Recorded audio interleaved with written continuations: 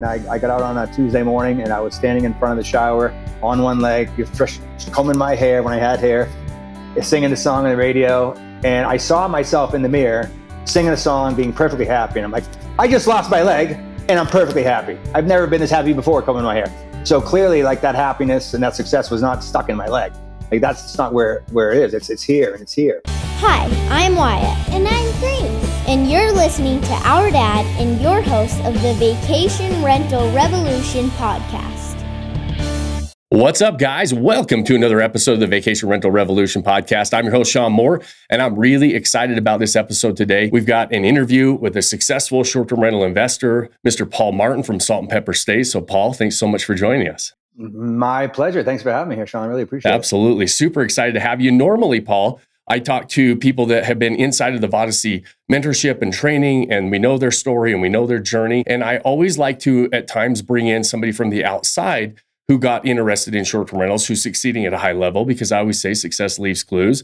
And so I appreciate you joining us because you're coming in from a little bit different perspective than what we do here at Vodyssey, possibly. And I want to learn a little bit about kind of how you navigated the journey into short-term rentals. But I always like to start, Paul, with your background. Who is Paul Martin? Where did you start from? Where'd you come from? And then let's navigate that journey into short-term rental and real estate investing in general. If you don't mind, I'd love to start there. Yeah, sure. I think it's a completely separate story. Led to, I think a lot of what I went through in the past led me to be able to work as an entrepreneur simply because I've been through so much adversity and found so much successes from some of the challenges I've had. And each one of those challenges has led to some sort of success, even though I didn't know it was coming until in hindsight. I'm like, oh yeah, that big challenge led to the success. And I put that together quite a while ago. And now I kind of look forward to those challenges. So the long, short story is I lost my leg in a car accident in 1992, below the knee on the left side. I was fresh out of college, 25 years old.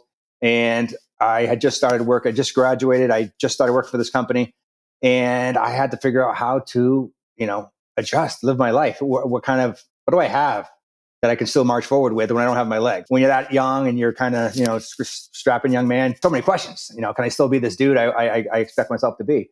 And it did not take me long at all to figure that out, that I was just the same exact guy. A story I like to tell that kind of, I think, wraps up the whole, my attitude towards this whole thing. I was in the hospital for 6 to 8 weeks or so. And I got out on a Tuesday morning and I was standing in front of the shower on one leg, fresh, combing my hair when I had hair, singing the song on the radio. And I saw myself in the mirror singing a song, being perfectly happy. And I'm like, I just lost my leg and I'm perfectly happy. I've never been this happy before combing my hair. So clearly, like, that happiness and that success was not stuck in my leg. Like, that's just not where it is. It's here and it's here. So I really marched forward from that almost right out of the gate. Like, okay, I'm still the same dude. Let's see what we can do with it. I had just graduated with a mechanical engineering degree, and they hire engineers in a lot of companies that do sales. And I didn't want to be an engineer. I figured out before I was even done my studies. So I went into sales, started working for this company, and realized I wasn't really fulfilled selling their product. It didn't do much for me. Same time, I was learning how to be active with this prosthesis. And I'd been skiing, been running, been biking. And I decided that I was going to move to Colorado and pursue the U.S. Olympic ski team, Paralympic ski team, to pursue the 98. This dates me a little bit. The 98 Paralympic Games were in Nagano, Japan. So I moved out to Colorado, started ski racing full time, and I didn't not make the team. I actually had a crash in a pretty nasty race in Utah. I think it was in Park City at the time. Got a concussion, broke my shoulder, slid down the hill like a rag doll, so I'm told. Woke up in an ambulance, and I did not make the team. I made it the following year. I didn't make it the Paralympic team, but I made the national Alpine disabled team. And I was still like itching to make the big games. And in the meantime, I'd been in triathlon in the summertime and cycling. And I showed up in my first national championship bike race, and I won the time trial. I won the road race, and didn't take long to figure out that I was going to be a cyclist in the Paralympic Games. And I went to Sydney 2000. I went to Athens in 2004.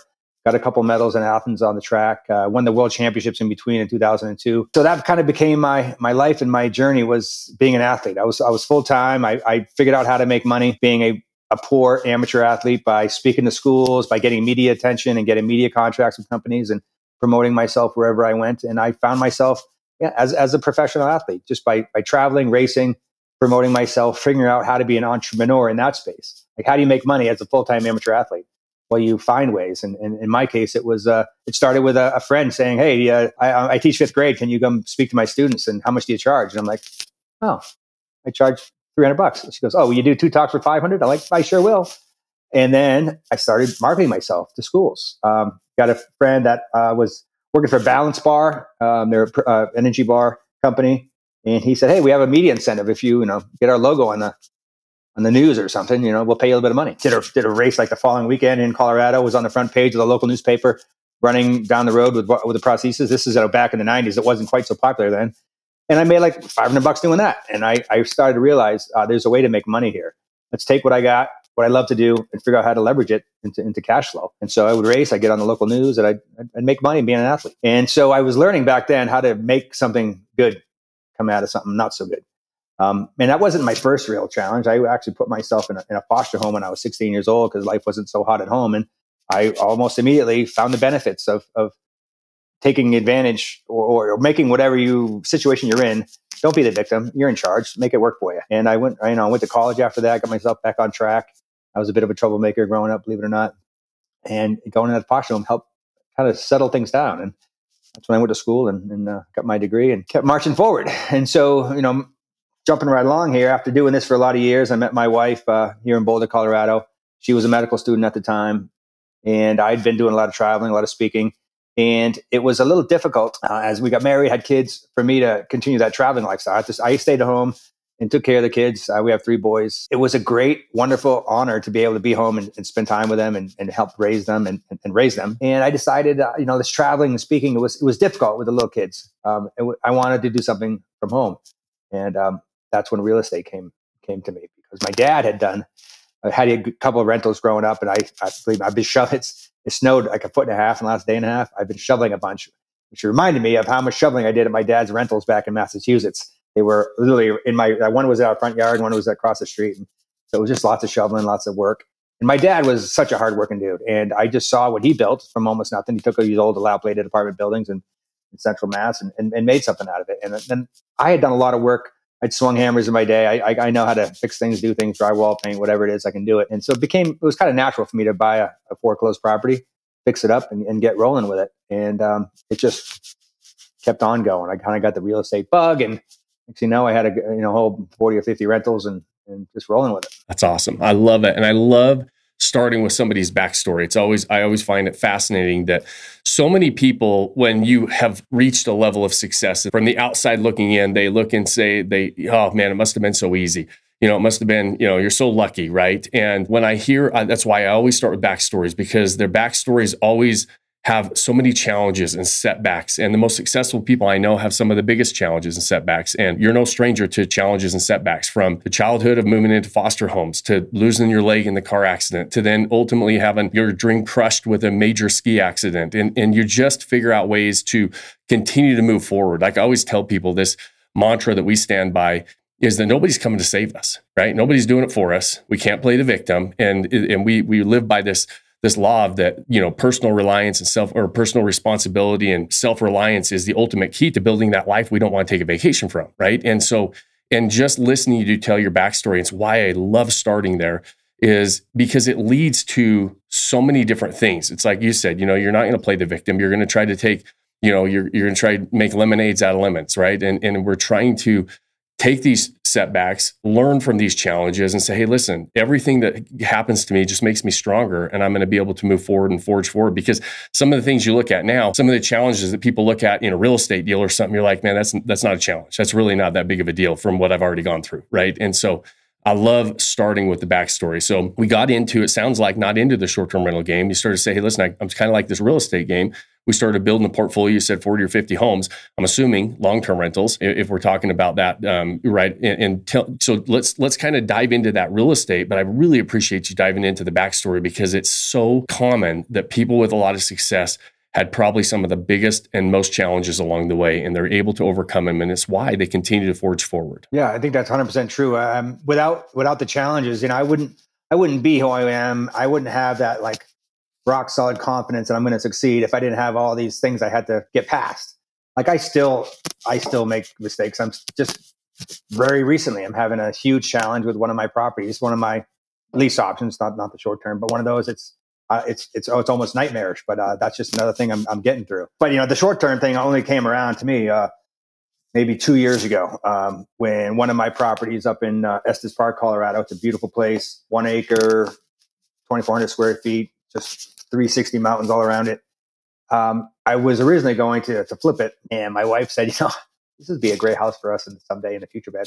Can we figure out how to hold on to this? And I'm like, yeah, we will make it happen. And it started out as a long-term rental.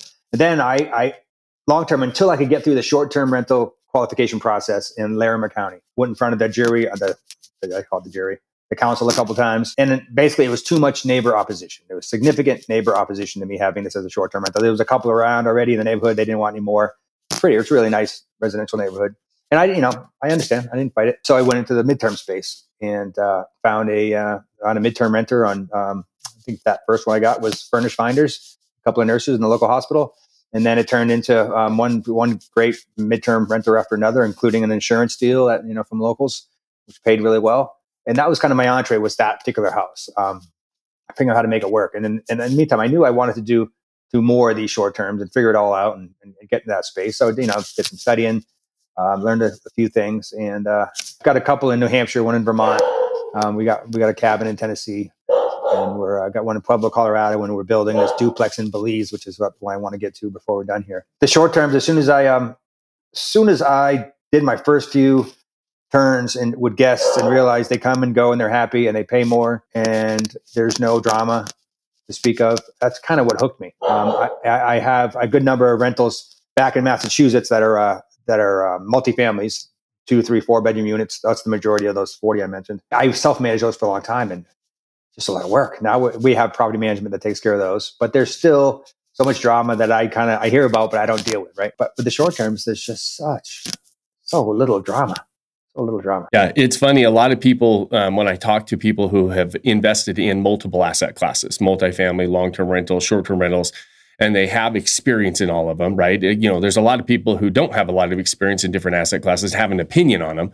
But those people that actually have invested in a lot of different asset classes, I hear the same thing. They say, and I'm the same way. I've invested in a lot of different asset classes, and I feel like there's a lot less drama on the short-term rental side, when a lot of times from the outside looking in, people think there's more because you're dealing with more people in and out of a property, a lot more turns typically than you would on a long-term rental. But the difference is those people really want to be there. They're having a great experience, right? They love the property as much as we do. And so there is less drama. And so even though you're dealing with more people, you got a lot less drama typically on a short-term rental, especially one that's set up and delivering a great experience. And so it's interesting you bring that part up as well. And I love hearing that and kind of want to emphasize that, because I do have a lot of conversations with a lot of investors who have never invested in more than one asset class, and vice versa. Lots of investors who have invested in a lot of different asset classes. And the misconception is that short-term rentals have more drama and they're harder to deal with. That's not typically the case from people who have dealt with both. Yeah, and it's the old rule, the old 80-20 rule, right? And it's about 80% of the problems come from 20% of your tenants. Well, those can be, they are very dramatic at times. With short terms, you might have to take more phone calls because, it never ends. Like, hey, what's the code? Well, we've tried it 10 times already, but here we go. Here's the code. And here, those kind of questions come in, and maybe the odd off-hour phone call. But those are usually easy to deal with. There rarely is anybody upset. They have questions. So you just got to answer the questions. And the more your systems are in place to address those questions ahead of time, of course, the smoother that gets. We're getting better at that. And I'll be the first to admit, I don't do this stuff. I have a full-time assistant that deals with all the short-term rental stuff. I kind of oversee it all, but I don't take the phone calls until she takes vacation, and then I take those phone calls. But there's really not too many, and there's really seldom is there to really upset guests, and yeah, it takes a lot. So you kind of got into it, and you said you've used a couple of them as midterms because of some being able to get the short-term rental permits and licenses and stuff. How many of them are really dedicated to short-term rentals, or do you kind of cross over between the two because you like the opportunity on midterm and short-term together? Yeah, I do a little bit of hybrid for sure. One good example, we have one up in the White Mountains of New Hampshire, and right now I just got an insurance deal. This is only what is this one? 800 square foot up and down. It's a duplex. It's right on the edge of the trails. People love it. I got one short-term rental in it right now, if I'm not mistaken. The other one, it's an insurance deal. Like I said, they're paying $5,000 a month to stay in this 800 square foot place because there's nowhere else to go. I mean, if I could I would do those all day long if I could. They don't come every day, of course, those insurance deals. But otherwise, it's furnished. It's ready to go as a short-term rental. And we just picked that one up and rehabbed it, put it together. And it wasn't on the market until last May or June. And it steadily grew, and we've had great success with that. It's interesting. The insurance deals are really sweet deals. Anybody that's listening, when you do have a short-term rental, again, they're hard to they're kind of hit or miss whether you get them or not. But I have one of my properties right now that it's an insurance deal.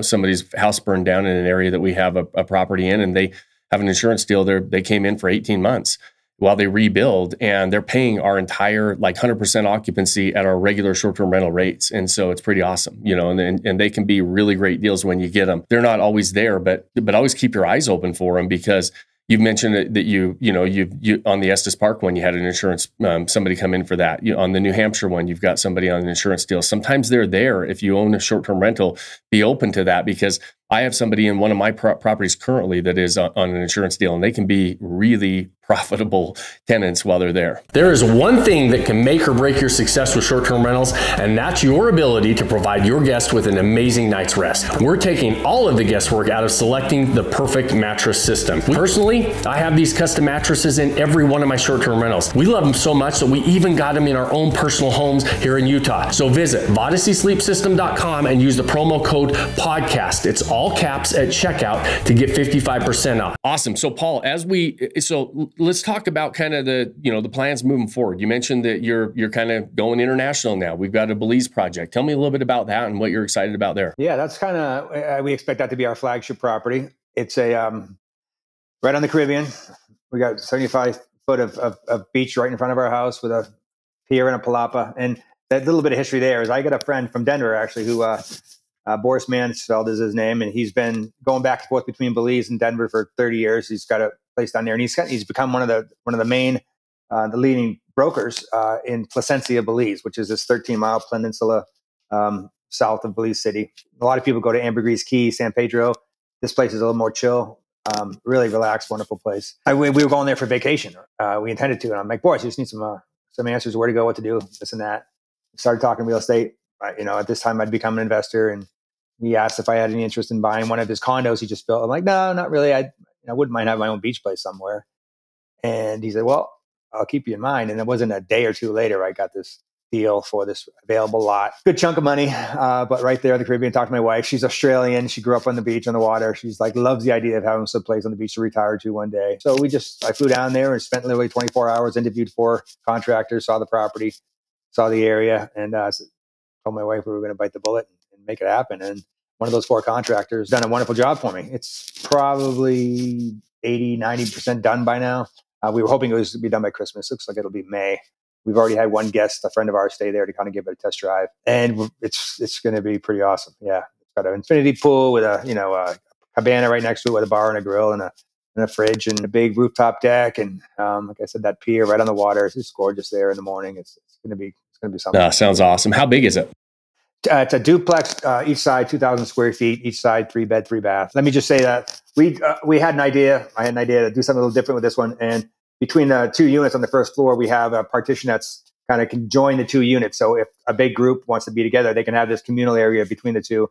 So you can rent either one side or the other or both and have the whole place to yourself. Yeah, so you can split them up or host a large group and still be not separated, which is awesome. Yeah, it's a great way, especially when you can kind of purpose build it, right? When you're starting from the ground up, being in the game, I'm sure that you're being able to a new construction and you're purpose building this for short-term rental and for somebody coming in and staying, you can whether it's owner's closets, whether it's multiple master suites, all those different things that sometimes aren't always inside of a 3-2, right? And so it's being able to put that together exactly how you want it. We have a lot of people interested in expanding internationally, and I always tell them the 2 things you really have to pay attention to when you invest internationally is on the front end is what are the property ownership rights in the country you're investing in for a non-citizen, right, of that country. You need to understand that every country's got different property ownership rights for a non-citizen. And then 2, the financing is going to be different. You need to navigate if it's going to be a cash deal, if you've got financing available. So going into Belize from being a U.S. citizen, I'm assuming you had to navigate those 2 things on the front end, right? Yes, and I would say that I made some assumptions that were incorrect, at least one. So first of all, it's Belize, it was British Honduras until 40 years ago. It's like Canada, right? Commonwealth of the UK, and so it's got the same rules like U.S. United States' land ownership is based on Britain. Well, it's the same kind of stuff down there in Belize. So it's a very similar mortgage land ownership situation. Not much is different. Financing, however, is different. I thought it was going to be pretty easy to get myself whatever it is, 75% loan or what a value, whatever it might be, at a reasonable rate. Well, they don't really do it that way down there. It turns out they don't have title insurance in Belize. They're working on this. It's something they're working on. So I can't get a standard loan. There is a bank down there that lends me 50% of the build value, not of the whole property value. So I'm only financed for about a third of this, 6-7 figure property. So a lot of it came out of our pockets in our HELOC, and we're working on that. And the rate's not as good as I hoped it would be. But what's fantastic about it, which I didn't know, I learned in the process, but was pleasantly surprised that there's no real property tax down there. It's like $28 a year. I pay 8% up front when I bought the land, but then there's no, you're not paying $8,000 a year for taxes. You're paying $28. So that's a big bonus. This is a lot of money out of our pocket. So I am in the process right now of selling all my Massachusetts multifamilies I had mentioned. I have done quite well with those. I'll cash in and pay off all the cash that we put into Belize, and so we'll have that nice cash flowing property. I'll have very little money owed on it. And as I've been joking around, I'd much rather own property in Belize than a 3-decker in Worcester, Massachusetts. So, yeah, exactly. When I retire. Yeah. It's always an interesting, because like you said, they're still good assets, right? And people are always asking me that, because I sell properties on a fairly regular basis. I will optimize a property, maximize it, sell it, and then put it into something else. And they always are like, well, if it was doing so well, you would never sell it. And the truth is, it's sometimes you're redeploying that capital where you can continue to grow it, right? We're taking a step up the ladder and a step up the ladder. And so I could have a really good producing property and then sell it, put it into something else that has more potential to grow. And then ultimately, if I maximize that one, we'll decide what we do with that down the line. But it's like, to your point, it's nice to have assets stacked up that you can redeploy and continue to build that portfolio, continue to maximize, continue to optimize the money that you've got in play. We want to make sure that we're really optimizing our equity in any property that we have. And sometimes that's leaving it in a property. Sometimes it's selling and redeploying it into something else. And so it's the exact strategy that a lot of real estate investors use to continue to raise the bar. And I think a lot of people, for whatever reason, when they look from the outside looking in at somebody that's investing and doing that, they just assume they're selling an asset because it's not performing. That's not always the case, right? And like your properties that you had, they were probably performing well. You've owned them long enough. You've got some good equity in them. They're doing well.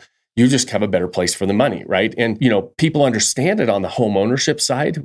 I always when you talk to somebody that has a little gray hair like you and I, usually their mortgage payment is at or below what their first mortgage payment was on their fourth or fifth or sixth house. It's because every time they sell, they take that equity, put it into something that bigger and better.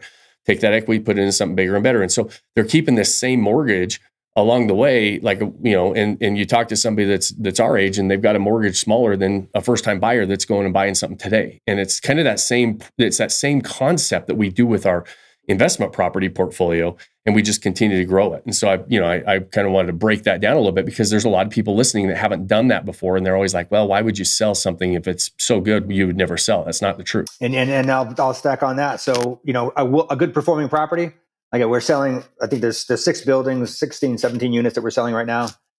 I got above ask on every one of them because they're all producing money. They're all running well. They're all been fixed up. They're performing good. They're good properties. And these investors know that. And that's what they want. They see that, the rent rolls everyone always pays. There's very little deferred maintenance. So I'm getting a great deal on each one. I'm getting a great price on every one of these. One thing I can't do, which I don't know if I would have done differently, can't 1031 to a property into a Belize property. So, great point. Yeah. Great point to make. I'm paying my tax. I'll be paying my taxes, and that's okay. Part of the game, right? And so, and that's a great point. And then obviously there's challenges anytime you're building something in a different country, like, the timing wise and things like that, you're not there, right? Those are always challenges. That's hard if you do it across the country, let alone in another country. But the big difference is there any other big difference between the two that I tell people they really need to be aware of on the front end with property ownership rights and then the lending and the financing available? Anything else that it's fresh on your mind, you're into an international deal? Anything else that you would say, man, make sure you pay attention to this as well? Well, without a doubt, it's hiring that contractor. If you're not going to be there, you got to get the right one. And so I'll tell you a little story here. So I'm down there in Belize. I don't know how long ago this was, 6-8 months ago. And we're hanging out with this British dude who just built a 6-room guest house with a tiki bar on the water. chatting with him, and he was just telling me the nightmares he went through with his contract. Oh, you got to be here every day. You got to be watching. They're going to take shortcuts. La, la, la, la. And I'm like, he's freaking me out. I'm like, there's no way in hell I'm going to be here every day. I live, very far away, and I'm not coming here to manage this property.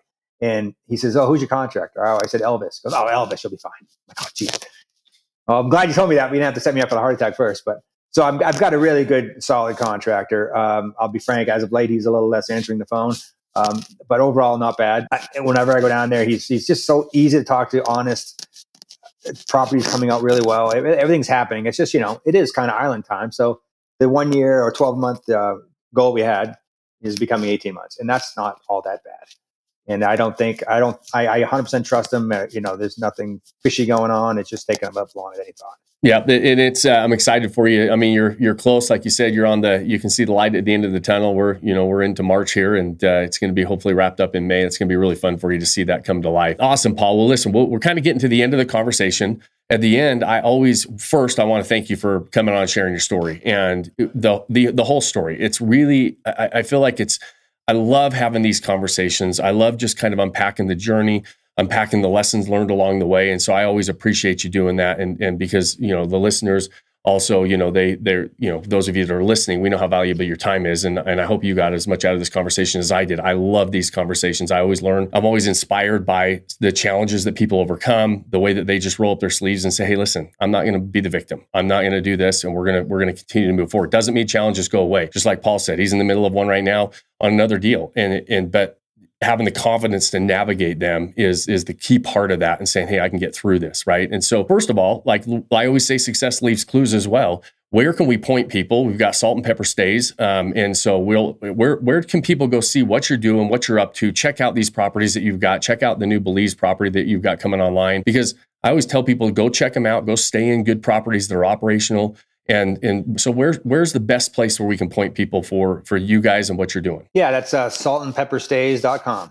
And for the sake of telling the story, so my wife's name is Sharon, my name is Paul. 10 years into our marriage, we see that Salt and Pepper Shakers have our initials, S&P. We're like, hey, we'll make a business out of that someday. And sure enough, that's how that came around. I love it. So saltandpepperstays.com, Instagram is Salt and Pepper Stays. And our little catchphrase we came up with was, you can keep the ketchup, but the Salt and Pepper Stays. I love it. .com. I love it. We'll remember that one for sure. And if you don't remember it, anywhere you're listening or watching, we always post those in the show notes. So go check out Paul's portfolio and Salt and Pepper Stays and everything they've got going on, because I'm sure that this isn't going to be the end of the story. There's probably going to be more properties added to that portfolio along the way. And it's always fun to watch somebody's success and growth in this game. And so the final question I always ask Paul is, after you've been doing this, and it doesn't have to be specifically in the short-term rental world. You've gone and navigated a lot of different things throughout your life, your career, everything else. And if you had to go back to your 20-year-old self and give yourself a piece of advice and say, here's what I wish I knew then that I didn't know. And things now that you wish you could tell your younger self. Is there anything that comes to mind there? Yeah, going way back would be, start investing early. Own real estate early, hold on to it early if you can. Like our first home, we sold because we didn't know any better. I would 100% would have held on to that if I knew what I knew 5 years after that. Just hold on to your stuff if you can. As we were discussing, feel free to upgrade, move it around, do stuff with it, but don't just sell it for the sake of selling it. And think about how that's going to turn that property into a new investment. That's the biggest thing. I would have started early, and I got my kids doing that. I've got. They're all set up. Their credit ratings are already in place. They've got they've got IRAs, self-directed IRAs that we started, and they're going to be buying property whether they know it or not, or like it or not, early in life. And of course, I'll hold their hand as they move forward. But they're going to be glad they did. Love it. And I would say that is by far and away the most common answer we get from anybody that's been in the game long enough to have a few gray hairs like you and I is, I wish we would have started sooner, and I wish I wouldn't have sold my stuff. Because when we're young, we think we've got all the time in the world, and we also are attracted to those big paychecks like on the fix and flip or development deals or something like that. We're like, hey, I'm just going to take this money, I'm going to spend it and use it.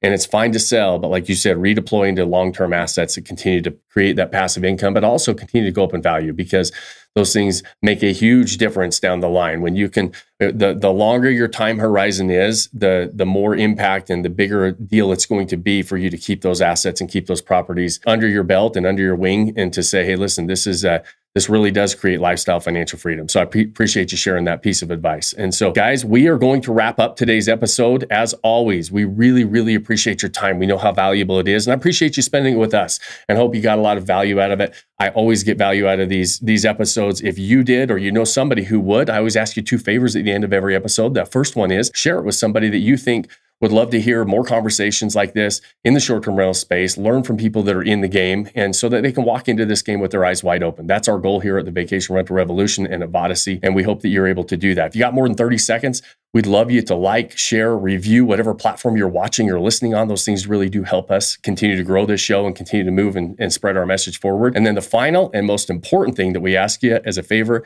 at the end of every episode is go pick that one thing you can do today, start building that life you don't want to take a vacation from. Cheers, my friends. Thanks for joining us on this episode of the Vacation Rental Revolution podcast.